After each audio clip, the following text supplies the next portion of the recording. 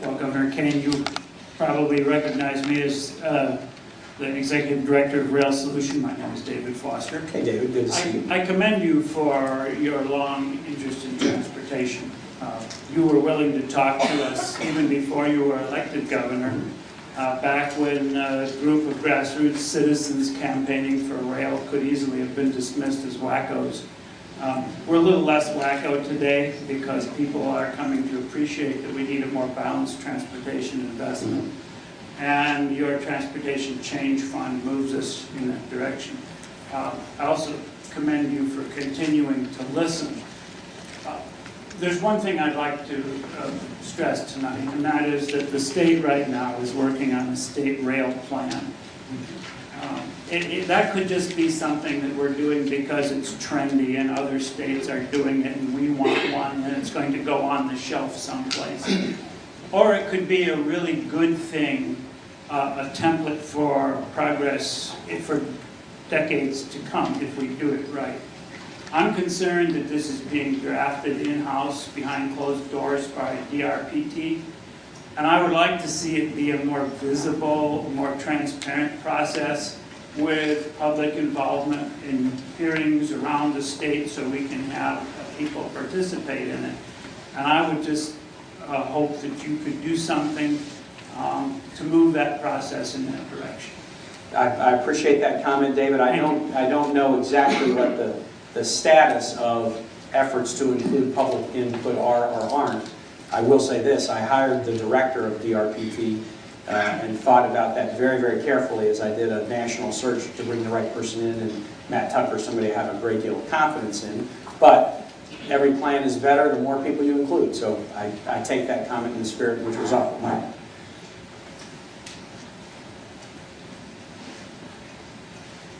And you know what, Michael, here, sit back down just for a second. And let me just say to David, because I wanted the first part of your comment, I do remember meeting with you guys before I was governor, and we have done a number of things to really advance better rail in Virginia as a result of those meetings and other discussions. So for example, in the budget last year, the legislature and I worked together to put some significant funding in place to clear up rail bottlenecks that would enable better movement of freight in the I-81 corridor, to try to take freight off road and put it on rail.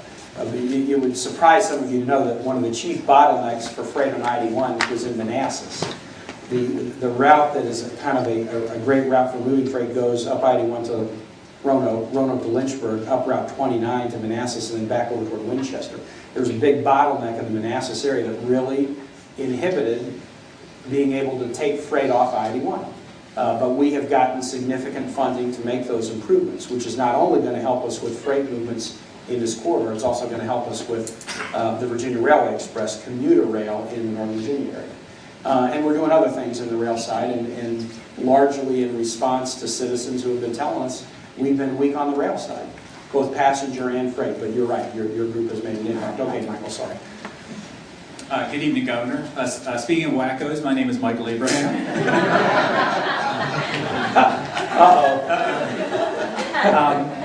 For better than 15 years, I've been asking VDOT to help with bicycle transportation. And in those days when I started, gasoline was about $1.17 a gallon. Now it's encroaching on $4. Many of our trips are quite short that all of us take, and relocalizing our communities is good for everybody. It's good for the world. It's good for the planet.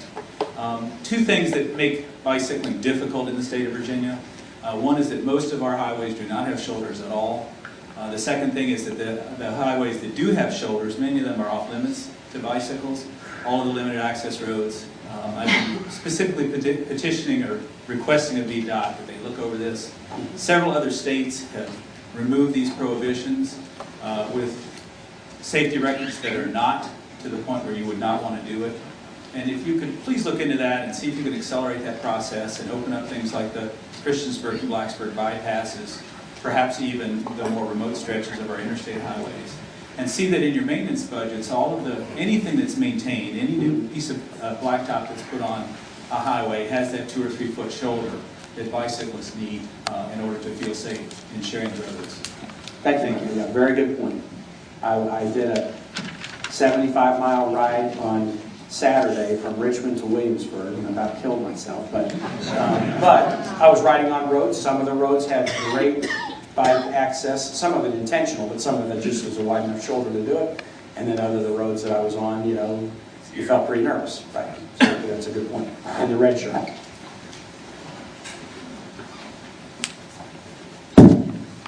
Hi, Governor. My name is James Bates. I live in Goochland County. Just happened to be in the area working while I was up here. And on my trip here Saturday, I guess my primary consideration, I appreciate very much the 80 percentile that you mentioned earlier, the level that the Department of Transportation is functioning at now as far as coming in on budget. But I do have some significant concerns about the way our money is being spent and the good stewardship that we entrust all you legislators with. As I came up, there were 43 different bridges that I drove under as I came up here that all had signs on those bridges designating the road name or the route number, but they had no ingress or egress to the interstate. To me, that's wasteful, just from the standpoint that I could care less what the name of that road is on top of that bridge. I can't get to it from there. If you multiply that times 2, because there's one of those signs on each side of the bridge, you've doubled that cost. Once I got on to 81, you also see the mile markers every 10th of a mile. I'm a former law enforcement officer, and I'm certainly not pointing fingers at any of our law enforcement people that are out there, but if you have a trooper that's working I-81 and you can't find an accident between the 140 and the 141 mile marker, I'm not sure that he needs to be in that profession. If you looked at a situation where you just cut the number of the mile markers in half, worst case scenario, when you break down, you're still only going to be a 1/10 of a mile from a mile marker, and you've reduced that signage budget by 50%. My pet peeve currently is the 288, 64, 295 connector, the flyover project that's going on at Richmond. And the 288, okay, west of town. That's correct, in the short pump area. If those two, many of you may not know what I'm talking about, but 288 was the final leg of the circumferential highway around Richmond. And it ran into Interstate 64 west of Richmond. 2 miles east of that location, 295 dead ends into 64. And when that final leg was completed, it created a huge, huge traffic nightmare. Where if they had been connected initially, I'm not sure of the cost of the current flyover project. I know it's in the multi-millions of dollars. To me, that's money that could be saved. What can we do to, I guess this is my question, what can we do to have some interest shown to look at these projects ahead of time, cutting back on signage issues and other things, other areas that can save money as opposed to increasing taxes to pay for these? Yeah, well, let me take kind of both halves of your question. So are there things we can do to save money, and then would those mean we wouldn't need more money from taxes or fees or whatever? Of course there are things we can do to save money. I absolutely believe. Now on the signage issue, I don't know what the rationale is. I am struck by, I see the same thing on interstate highways wherever I go. So I know that a lot of what we do on interstate highways is either some interaction with the Federal Highway Administration, design standards that are not just ours but are theirs as well. And then some of the signage issues they have a public safety justification. If you don't know, it may not be where you're going to have an egress or ingress, but it might be important for a safety vehicle or something to know exactly where they are at any point in time. We're 3 miles away, we're 5 miles away, you're off this road, we're near. I'm just surmising, but that might be one of the issues. And the 288 one, without boring everybody here, but I mean, you and I know this one well. Look, if I bet that if the state had had the money to do the circumferential at one time, they would have done it in such a way that it was a complete connector rather than get on 64 for 2 miles and go around. But it wasn't built that way because there wasn't money to do a complete circumference. They did half a circumference, and then they added a 3rd quarter, and then they added a 4th quarter. And by the time they added the 4th quarter, the development had moved west enough that they had to take the southwestern route further west to do it. And so and that is taking the finite resources and trying to stretch them. But to your point, we can always get better in planning. We can always get better in planning and doing better. But what I'm struck with is just, I was a business guy. I never thought I'd be in politics. I was a lawyer and I ran a law firm with 130 employees. And this is what I learned early in running that law firm. If I wanted to know whether I was paying too much rent or too little rent, that was on my balance sheet, rent. I would get as much information about what other firms paid, and if everybody else was paying 5% of their income in rent and I was paying 10%, I was paying too much. But if I could get it down to 4%, that was where I wanted to be. So I learned in the private sector that that was the way to kind of do budgeting. Benchmark yourself against others.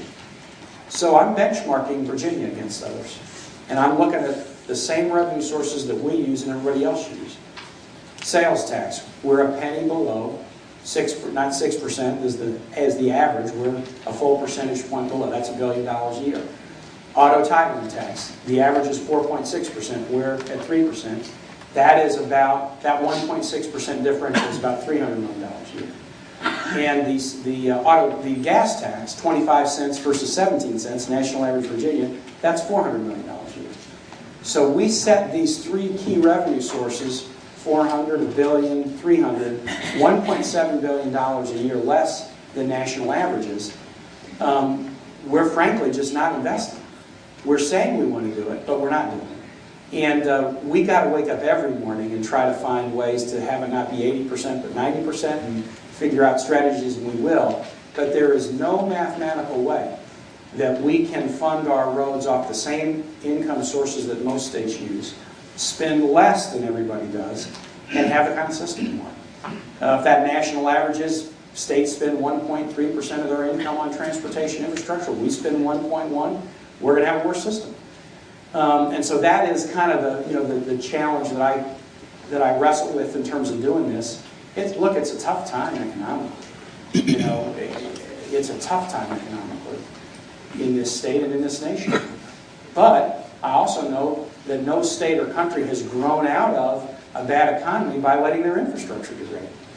So we either have to say we want to solve this and we're willing to invest, just like a family would put money into a college savings account because, yeah, it costs something, but this is a good investment for the economic future of, son number one. My son's graduating from high school next week, so that's on my mind. Just like families do that, just like businesses decide to buy, new computers because the old ones are not doing what we need. There comes a time when something like this, the state's got to step up and say, if we're spending less than everybody else and we're not getting what we want, the only real solution involves being willing to step up with large spending. We have the man in the blue. I think that's blue. Yeah. First of all, I'd like to say thank you for sparing higher education and investing in higher education. Could you talk a little bit more about the part of the transportation change fund that involves telecommuting and Sure. what might be available immediately for ordinary citizens and particularly employees of the state? Yes. Let me tell you what we intend by it. All the specifics about what we might do if that's approved, we're still kind of working on, and I want to work on it with the legislature. But I appointed an official in state government, one by the name of Kaine Jackson, to be head of the Office of Broadband and Telework. Now, it's kind of an interesting combination of things, but the reason I gave her both was because the more broadband communication we have around the state, the more we can let people do work at home. And sometimes that's just right in their own community. So, for example, a huge percentage of the state's tax department employees, about 60%, do at least one day of work a week out of their homes because they have good telecommunications access. So sometimes, you just stay home instead of driving the 10 miles to work and you ease congestion. But the second thing we do with this broadband telework connection is better broadband means businesses in Northern Virginia that need to hire more folks can open an office in Danville and hire people in Danville where there isn't congestion, where people really are hungry for economic opportunities, and where maybe cost of living is lower. But you can't do that if you don't have a good broadband network. So we are pushing through an executive order more telework by state employees. And in fact, I'm working on another executive order on this right now to really start pushing more state agencies. We have enough that are doing it that I can hold them up as examples for the others that aren't. The way we would use this change fund would be either to promote telework. You could do tax incentives or other kind of incentives for businesses that allow employees to telework, to promote use of public transit. A lot of employees will pay for parking for employees, and that costs something, but they won't give them a bus pass. They will pay for them to drive, but they won't pay for them to take public transit.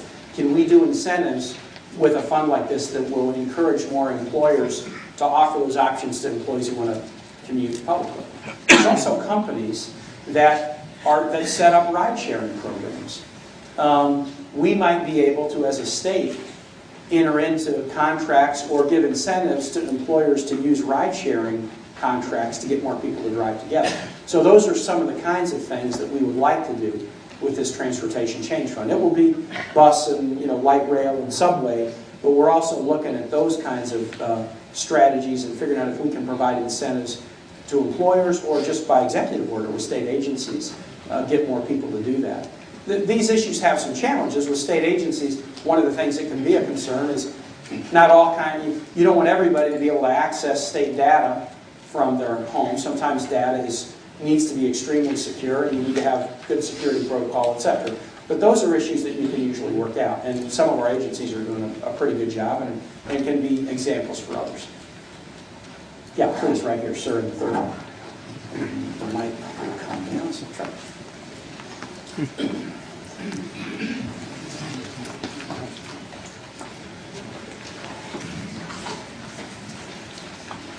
Yes, my name is Mickey Apgar. Governor Kaine, I live across from where the intermodal thing is what you're wanting to put in our community.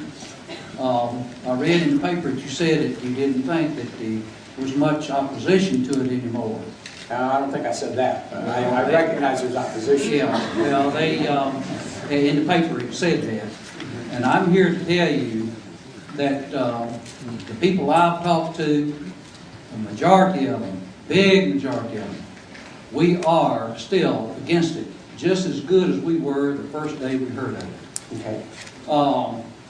I live right in looking at it, and my concern is that it's going to make a lot of extra traffic on our road. It's going to be very dangerous for our school buses. The people that live in this cold holler are going to have to relocate. There are 4 buses that go in that holler every day at schools in session.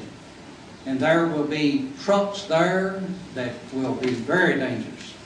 And on our 460, there are buses that are picking up children continually, and it's very dangerous. And we feel like that this is not the place for it. Everybody wants it there that don't live around there.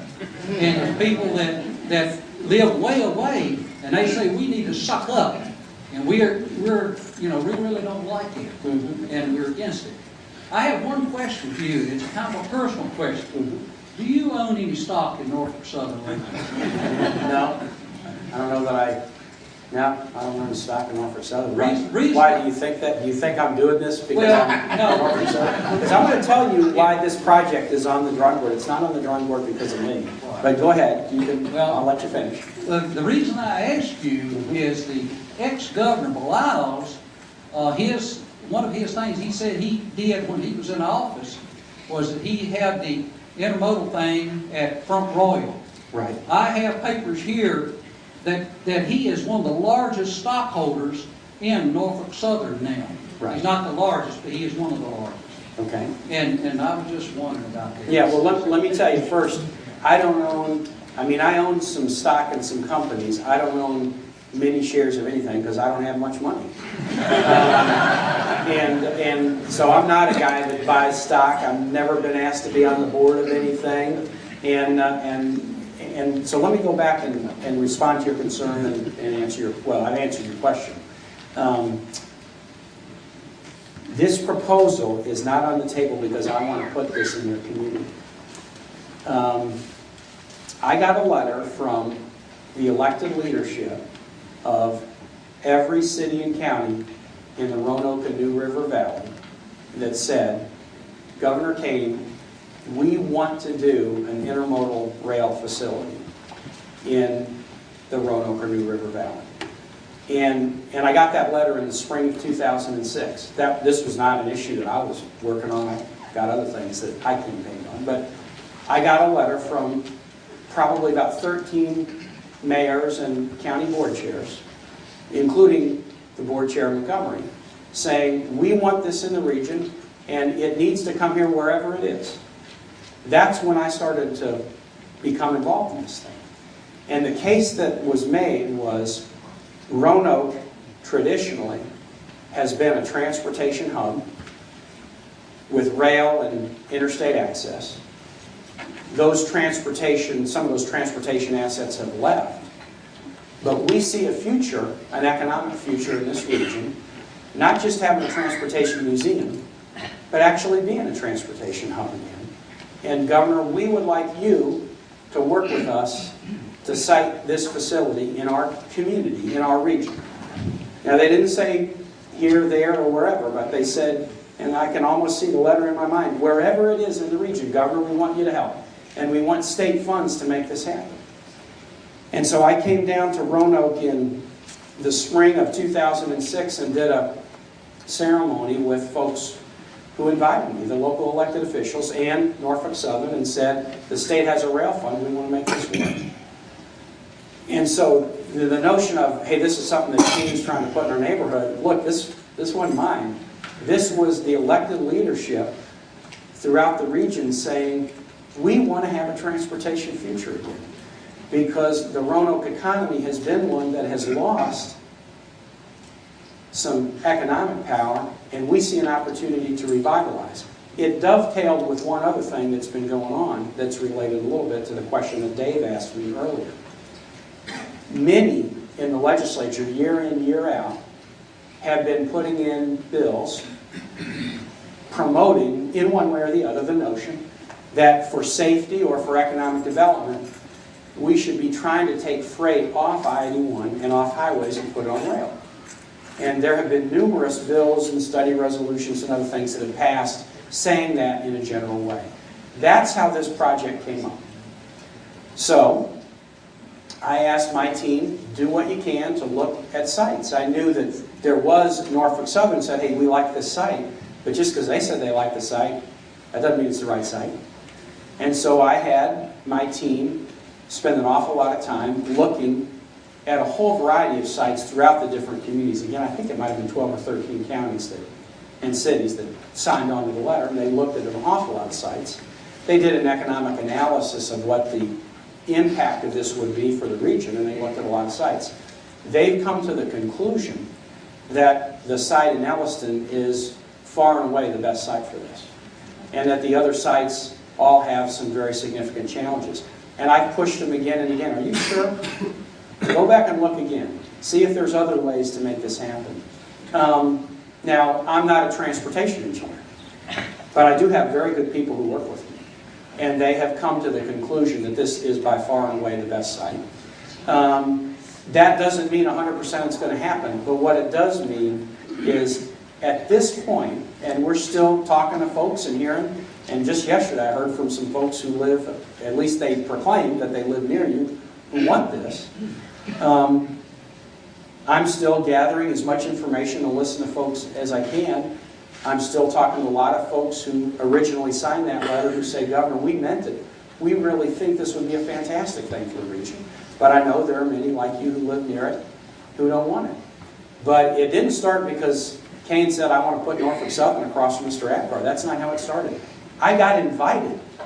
I got invited by your local elected officials to try to do something to help the economy in this region. So I'm wrestling with what is a very tough challenge. In that sense, this issue isn't any different than everything else I got to wrestle with, because I don't have any decisions that are easy ones. I got hard ones. And in this instance, there's a pretty clear challenge, which is there is a belief, which I share, that this facility in the region would be a very, very good economic development thing for the region. And there are many who do not like the site that is the site that works the best. So I've got to work through all of that. I just want you to know that there are a lot of us that are against it. I'm aware of of course, that. the ones that probably signed that letter that you said that they are for it and they do own some property, most of the people, I feel like they will gain something from it. Some of them will be able to sell their property and move away and never have to live with it. But we will have to live with it. Well, Mr. Apgard, I'll tell you what I assume. I assume that everybody who contacts me has a good motive. You know, I assume that you have a good motive. I know that you do. And I assume that folks who contact me and say, for God's sake, Governor, it would help this region if we could have this economic opportunity rather than letting it go to some other state and not be done. I assume that. So I'm not in the business of judging, hey, these guys' motives are good and these guys' motives are bad. I've talked enough to people on both sides of this issue to know that the people who feel strongly about it, wherever they are, generally have a positive motive for something that they're trying to do or their attachment to their property or something that they hope for the future of the region. These are good people who have good motives, who have different ideas now about what should be done. And we're going to continue to see, what we can do, whether there are any other options. But I fear at the end of the day that it comes down to Elliston or let this opportunity go. And if the opportunity is not in the region, I think that will harm the region. But, again, we got to wrestle through and figure out what to do. Like legal, one thing. Okay? We are not Roanoke. They keep on saying it's a Roanoke intermodal. We are not Roanoke. Well, I'll say this. I understand you're all Virginians. You're all Virginians. And no one of you, nobody in this room, the dotted lines between Roanoke and Montgomery and Roanoke City and Salem is not the Iron Curtain.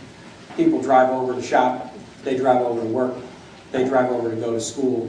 This is a region. We really live as a region. It's the economy is a regional economy, and I understand. Look, I understand that.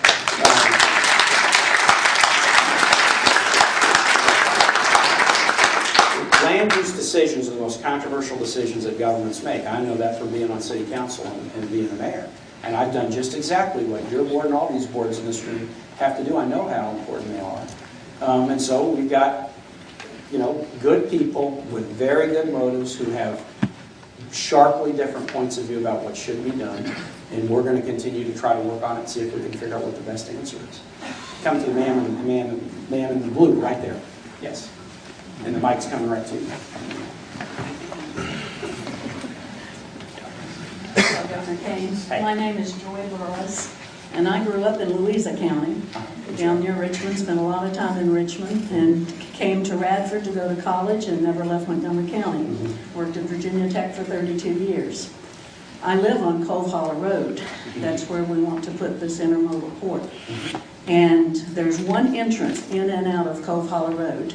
If this site is put in, there will still be one entrance in and out of Cove Holler Road. It dead ends. And we will have to share that with tractor-trailer trucks. Also, I'm very encouraged that you are wanting greenways in the state of Virginia and encourage the protection of rural areas and rural land.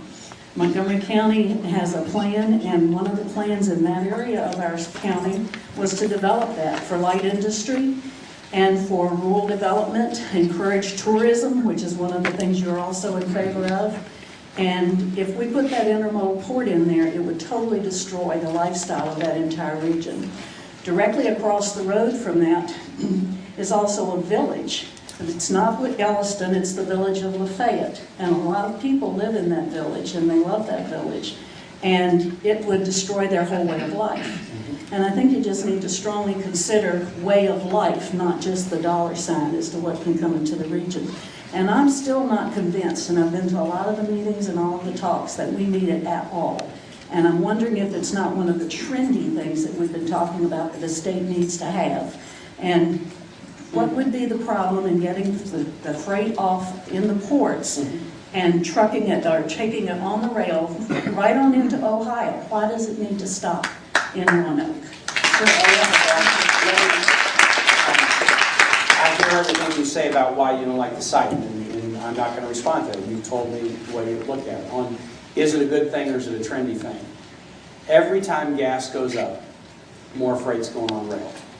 And that's a good thing, because it eases congestion, and rail is much better environmentally in terms of emissions, greenhouse gas. About 30% of greenhouse gases, we're dealing with that as a separate challenge. That hadn't been a topic tonight, but about 30% of greenhouse gases come out of the transportation sector, largely out of trucks and cars. Trains operate with much less environmental impact than greenhouse gases and others. And so having more opportunities to have the notion of intermodes, where things can go off road and onto rail, that's going to be done. And unless gas drops way down, that's going to be part of what we do, not only for cost, but it's also going to be what we do to try to deal with this greenhouse gas problem. So let me move. There's a gentleman sitting right back with glasses on, and yeah, right there. Thank you.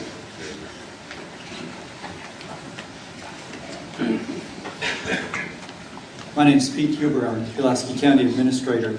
And going back to road funding, very much would appreciate attention paid to some of the major road needs in the region.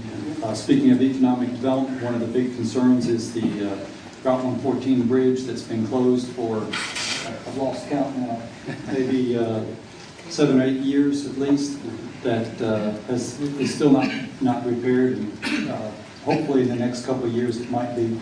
The part that kind of bothers me is if a citizen comes in today and asks for a secondary road improvement without bumping somebody, and that usually doesn't make people too happy, we're talking about 40 or 50 years before their road gets attention. That's the 6-year list plus the waiting list to get on the 6-year list, right, secondary roads, and whatever can be done for rural secondary roads, that would certainly be a tremendous help to this part of the state. All right, well, we will. The secondary roads are some of the roads that get hit the hardest. When we take money out of the construction account to put into maintenance, it's the secondary roads that get hit probably the hardest. And so rural Virginia loses when we're having to sweep the money into the maintenance account. And again, if we're able to do this plan or something like it and fill the maintenance deficit, there will be a huge impact on secondary roads. So you come, sir, with a reddish tie right there.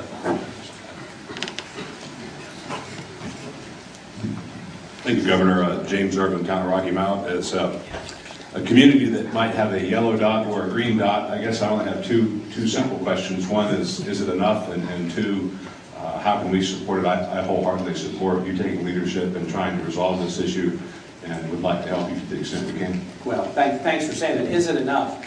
You know, it is at the aggressive end of what I think is reasonably possible with the legislature as I've come to know them.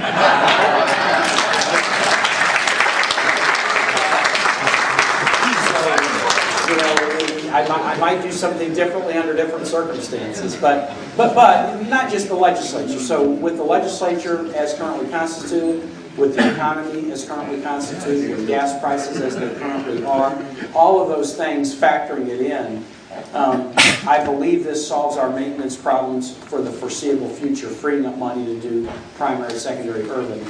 And I definitely believe it's a huge step forward on some of these alternate modes, whether it's ride sharing or telework or public transit or rail. So I would feel like we have done a great day's work if we can get this done. When Governor Blouses was governor, there was a special session in 1986 where they increased transportation revenues. That has now lasted for 22 years. It was probably sufficient for 10 or 15, and then for the last 10 we've been trying to figure out what to do with it. I don't think any governor is going to be able to do something on transportation and have to go for 25 years ever again. Transportation is just too important to kind of set it and forget it. So, you know, it's going to be every probably 3 gubernatorial terms now we'll have to wrestle with it. But I think for the foreseeable future, this would be an aggressive step forward. How can you help? just tell your legislator really, thank them for the hard work that they do. Remind them, this year, in a bipartisan way, in a tough budget year, we reformed the mental health system.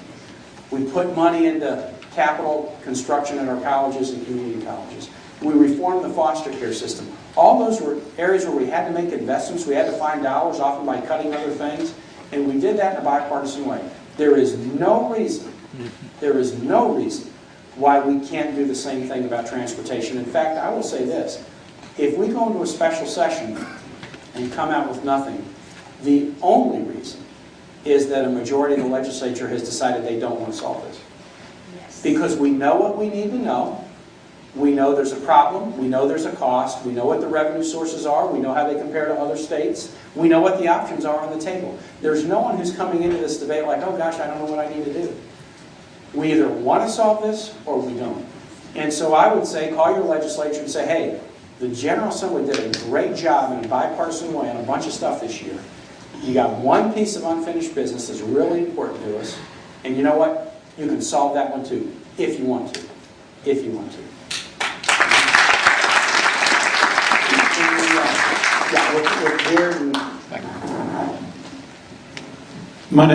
My name is John McCamish. I live here in Radford. Hey, John. And first, I'd like to commend you for your program and your concern about transportation in the Commonwealth. We desperately need to improve our transportation system, and my hope is the General Assembly will not play politics with it as they are wont to do many times. One of the things I've learned is if you want to have something, you have to pay for it. There are no free lunches. I know it's a cliche, but it's true. And I hope that the members of the General Assembly will take this seriously. Nobody wants to pay more taxes than they need to, but if we want to have roads and transportation, we do have to pay for it. And I hope that people will take it seriously. I do want to go back to one other comment that was made earlier, and that has to do with taking care of those who in our Commonwealth are least able to afford this, however. I'm a pastor by trade. I'm also on the board of directors for community action here in the New River Valley. And many people are really just scraping by. And the Virginia Interfaith Council has sent out some information related to some possible things that could be done, including like the rebate on the sales tax. And I would just encourage you and members of the General Assembly to keep in mind that for some folks who are on the lower end of the income spectrum, even a small increase, say, in the sales tax, and I know that would not impact this part of the state, is still a big part, or a bigger part, I should say, of their total income. And so I hope that you would be aware of that, and I'm sure you are aware of it, but that you would work to try and make this as palatable, I guess, as possible for all the people in our state. Great. Thank you. Let me just say one thing that kind of segues back into the question earlier on the effect of the tax on low-income individuals.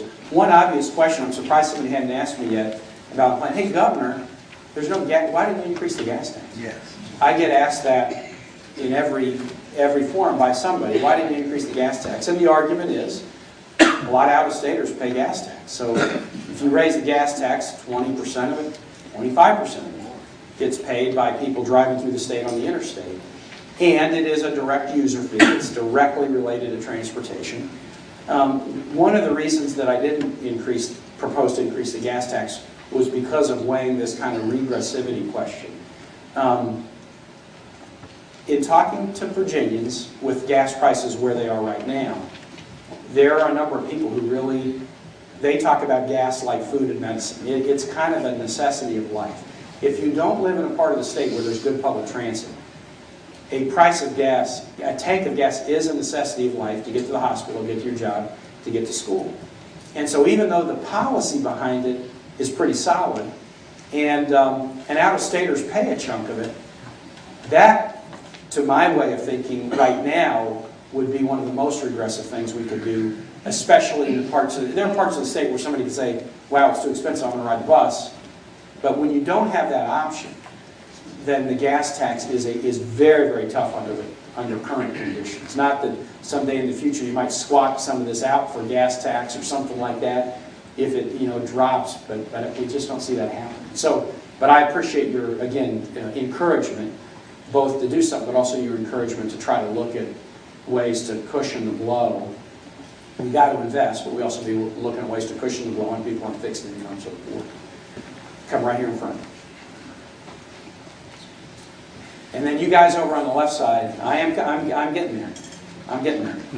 And I got a couple more questions I'll take. Yes, my name is Jim Politis with Montgomery County Board of Supervisors. And I want to thank you, number one, for coming. Also for still considering some of the rural areas and your transportation plan. I talked to you your very first meeting. I remember you standing up and asking me that question. And I appreciate you remembering that and continuing to pursue it. You had made mention, and I've heard this in the past, of Hampton Roads in Northern Virginia proposing a 1 penny sales tax. Right. Okay. Is this something that would be available to other areas of the state? How do we, go after it? 1 penny in sales tax would raise our revenue, I think, somewhere near $8 million. Right. And it's the second largest revenue source we have in Montgomery County. Oh, okay, okay. Well, yeah, so the question would be for this region or any other region, could that regional tax package be available if the region wanted? And I think the answer would be yes. What would have to happen to make it happen? I think the legislators in the region would have to come together and say, we want to do this. So right now, there is a strong consensus in Northern Virginia and Hampton Roads. We've got to do something. Now, they have some differences in opinion about what, but they have a strong consensus. We want to raise some revenue and keep it. Once that precedent is established, if, New River Valley in 5 or 10 years says we want to do it, or Richmond in 5 or 10 years says we want to do it, I'm sure that the General Assembly would be supportive if the local delegation was together and saying this is the right thing to do. So you're right, it would establish a precedent. We're not going to do it if you don't want it, but if your elected legislators would want it, sure. Okay, you bet. Right here in the blue shirt on the left side. Hello, Governor Kaine.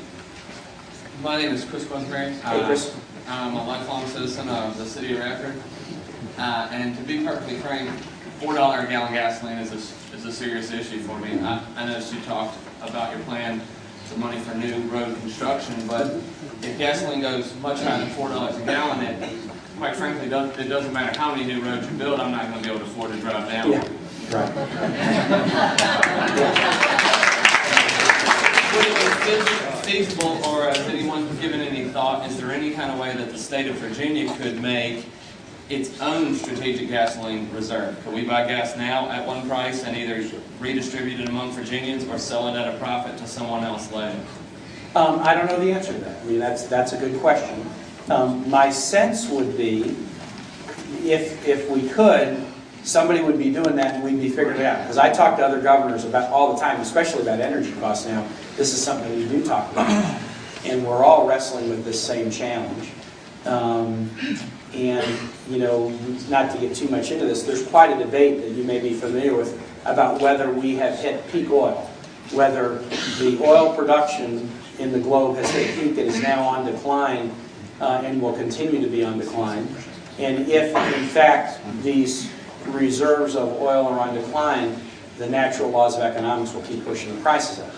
I think my sense is, if we're going to spend state dollars to try to deal with energy challenges, the way to do it is probably not to purchase more gas, it's probably to invest in more alternative energy research so that we can find alternative fuels to supplement petroleum products. And there's some of our universities, Tech and others, are doing great work in this now. One, my favorite is Old Dominion University down near the Chesapeake Bay. One of the Chesapeake Bay problems is with pollution comes a lot of algae.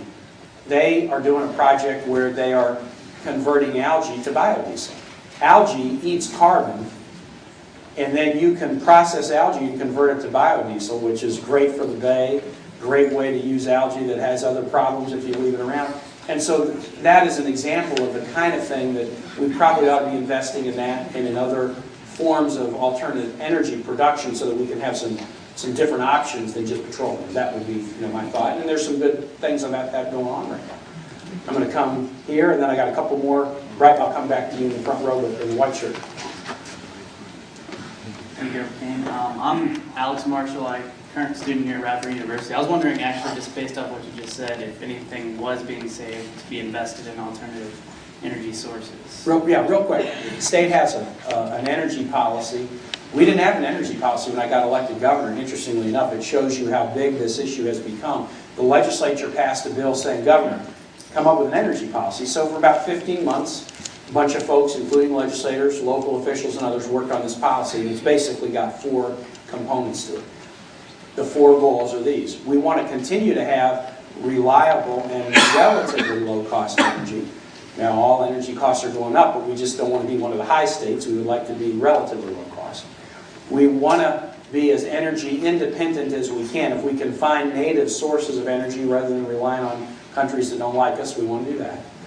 We want to conserve as much as we can. So are there strategies where we can reduce the energy that we use? Or other resources, water or other resources that we use, conservation. And then the last strategy is cleanliness.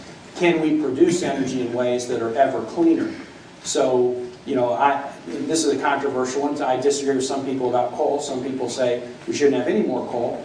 My attitude is we should be shuttering dirty coal plants and investing in cleaner coal plants while we're developing alternate sources, because coal powers about 48% of our energy load right now, and it is a native source that we have where we don't have to rely on other countries, so we're going to continue to rely on coal in some way. But those are the 4 goals of the state's energy plan, and whether it's in the universities or things I'm doing with state agencies, we're trying to push those 4 goals, including this alternate energy goal. Mr. Creed.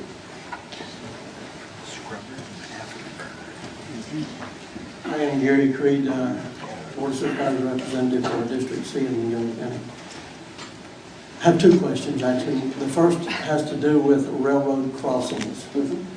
I've had some citizens who actually live on the other side on a dead end of a railroad crossing, and there's several of them along the corridor down there, that would like to know if we're increasing the length of these trains and the more frequency of the run of these trains, and they're on the opposite side of where they can't get out if they have an emergency. Is the state looking at doing anything for these folks, especially if they're at a grade to where it could be done, to where they could have a tunnel under the track and this type thing? I haven't seen that. I've been to many meetings on this intermodal thing, but that part of what we're doing to citizens it has never come up. Okay. So that's something maybe you might want to include in your presentations for trying to raise the taxes to overcome some of these things. So that's just one thing I'd like for you to put in. The other thing is this. We studied 9-10 places in the Roanoke Valley. To my knowledge, no good study has ever been done to the Dublin site. And if you stop and think about it just for a little bit, the Dublin site makes more sense than any of the others together. We have an international airport here. We have land that we've been trying, Pulaski County has been trying to get some folks into for years and years and years. Plenty of nice flat level land that you can build these 1 million square foot warehouses on. And we know that Norfolk Southern is going to develop an east-west line that goes into Tennessee. So why, I know it's not Norfolk Southern's site that they absolutely say they have to have, but I also know it's a site that will work. It will do everything that an Elliston site will, as far as taking traffic off from the interstate. It will do all that and do it better. And it will be more of a benefit for the region financially, because they have got the room there, the places to put these warehouses that it's going to come into. And with the price of gas, putting them close to an intermodal facility is going to become more and more something that you really want to do. So, whereas in Elliston, we don't have a flat site down there to put a 1 million square foot facility on. So that's something that really needs to be looked at, and that has not been done. Well, let me answer and just say thank you for that. On your second point, yeah, I don't know the answer to that question, but that's a good thing for me to hear, so I can go back and ask about that. On the first point with respect to the grade crossings, yeah, it is the case. You're right. I mean, in thinking about it, that every time the price of gas goes up and then people put more freight on rail, the trains get longer and more frequent, and that makes it more challenging when there are grade crossings. We do work both on our own dime and with railroads to change grade crossings and eliminate grade crossings when we can, when there's money to do it, and especially when there's safety needs. So grade crossings where there's serious safety challenges, we do that. But you're right, more rail is going to mean more of a need to do grade crossing changes. I hadn't really thought about that, but you're absolutely right. Come back right here, Sheriff, and I'm going to say this. This is going to be my last question just because I've been at it for about an hour. There are a lot of hands still up. But what I would suggest is for those who either I didn't call in or you had a question you didn't want to ask publicly, bring it to the attention of our Constituent Services Office, which is right outside the door. That corner. Oh, right in the corner, right back in the corner. And they will either take your concern, or if it's a question, they'll take it and they'll get you an answer. Sheriff. Thank you, Governor. I'm Bucky Sheriff with the delegation from Witt County, and we want to first express our appreciation for you coming to Southwest Virginia and for listening to us. That's very important.